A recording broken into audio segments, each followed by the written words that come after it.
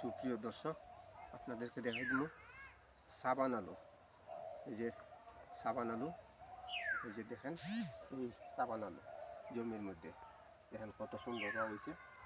এই যে দেখেন এইগুলো সাবান আলু, কিন্তু অনেকে মিষ্টি আলু বলে। আমাদের দেশে সাবান আলু এবং অনেক জায়গায় মিষ্টি আলু বলে, আমাদের এখানে মিষ্টি আলু বলে। এই যে আলুটা দেখেন কত সুন্দর হয়েছে এবং গাছগুলা দেখেন কত সুন্দর হয়েছে। এই মিষ্টি আলুগুলা কিন্তু বড় হয়।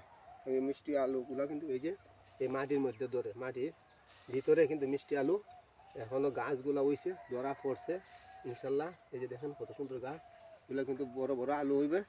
এই মিষ্টি আলুগুলা কিন্তু খাইতে অত্যন্ত সুস্বাদু এবং এই মিষ্টি আলু খাইতে পারবেন, পুইরও খাইতে পারবেন এবং মিষ্টি আলু সিদ্ধ করেও খাওয়া যায় এবং মাছ দেওয়া খাওয়া যায়। সিদ্ধ আলু, এই আলুগুলো কিন্তু আমাদের শরীরের জন্য অত্যন্ত উপকারী এবং এই আলু অনেকেই রয়েছেন, আলুগুলো খাইতে পারবেন এবং বিক্রি করতে হবে। আলুগুলো কিন্তু হয় সুন্দর।